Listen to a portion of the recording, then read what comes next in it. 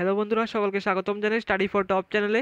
তো আজকের এই ভিডিওটা তোমাদের জন্য, তোমরা যারা ত্রিপুরা হাইকোর্টের গ্রুপ ডি এর জন্য তোমরা প্রিপারেশন নিচ্ছ, এক্সামও আর বেশি দিন নেই, হয়তো বা পুজোর পরেই তোমাদের এক্সাম হবে।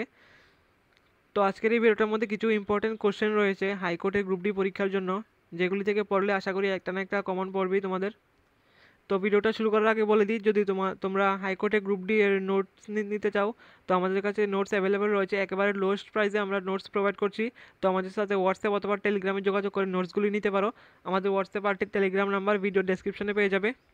আজকের টপিকটা হচ্ছে ভারতবর্ষের হাইকোর্ট এবং বিভিন্ন বিভিন্ন হাইকোর্ট এবং সুপ্রিম কোর্ট নিয়ে।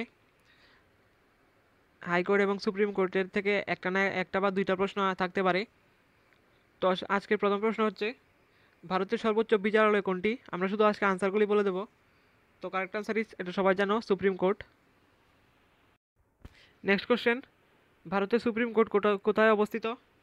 এটাও আশা করি সবাই জানো, এটা হবে কারেক্ট আনসারের অপশন ডি, নিউ দিল্লিতে, নতুন দিল্লিতে অবস্থিত ভারতের সুপ্রিম কোর্ট। কোশ্চেন নাম্বার 3, ভারতের সুপ্রিম কোর্ট কবে প্রতিষ্ঠিত হয়েছিল? এটা খুব ইম্পর্টেন্ট। তো correct answer is option number C, 1950 সালে, 28শে জানুয়ারি। আরেকটা ইম্পর্টেন্ট প্রশ্ন, ভারতের প্রথম যে সুপ্রিম কোর্টের বিচারপতি, ভারতের প্রথম বিচারপতি, প্রধান বিচারপতি কে ছিলেন? প্রথম প্রধান বিচারপতি কে ছিলেন সুপ্রিম কোর্টের? এটা হবে option number C, justice Harilal J Kania, আর শর্ট ফর্মে হলে H J Kania. Next question, supreme কোর্টে বর্তমানে কতজন বিচারপতি রয়েছে? তো correct answer is option number C, option number C, 34, 34 জন। 33 হচ্ছে জাজেস, আর একজন মেইন বিচারপতি রয়েছেন, ওনাকে নিয়ে 34। নেক্সট কোশ্চেন, সুপ্রিম কোর্টের বিচারপতিদের কার্যকালের মেয়াদ কত?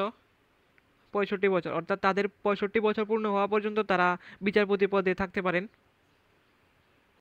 নেক্সট কোশ্চেন, সুপ্রিম কোর্টের বিচারপতিদের অপসারণের পদ্ধতিকে কি বলা হয়?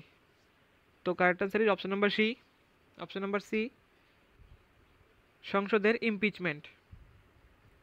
অর্থাৎ যে পার্লামেন্টের মধ্যে ইমপিচমেন্ট প্রক্রিয়া করা হয়, সেটার মাধ্যমেই সুপ্রিম কোর্টের বিচারপতিদের অপসারণ করা সম্ভব।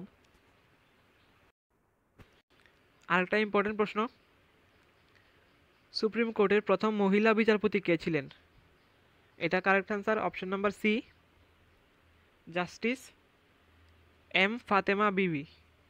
জাস্টিস এম ফাতেমা বিবি ছিলেন ভারতের সুপ্রিম কোর্টের প্রথম মহিলা বিচারপতি। তো দেখো, এখানে অনেকগুলি কোশ্চেন রয়েছে, সবগুলি কোশ্চেন দিলে ভিডিওটা বড় হয়ে যাবে। তো নেক্সট ভিডিওতে আরেকটা পার্ট আনছি সুপ্রিম কোর্ট, হাইকোর্ট এবং ত্রিপুরা স্পোর্টসের কারেন্ট অ্যাফেয়ার্স নিয়ে। আর যদি তোমরা আমাদের থেকে নোটসগুলি নিতে চাও, তো আমাদের হোয়াটসঅ্যাপ অথবা টেলিগ্রাম নাম্বার ভিডিও ডেসক্রিপশনে রয়েছে, সেখান থেকে আমাদের সাথে যোগাযোগ করে এই নোটসগুলি নিতে পারো। একেবারে লোয়েস্ট প্রাইসে আমরা নোটস প্রোভাইড করছি, এর থেকে কমে আর কোনো কারণে কোথাও পাবে না আশা করি। তো একেবারে লোয়েস্ট প্রাইসেই আমরা, যাতে সবাই এগুলো নিতে পারে, সবার কথা মাথায় রেখে আমরা নোটসগুলি তৈরি করেছি এবং প্রাইসটাও সেইভাবেই সেট করা হয়েছে।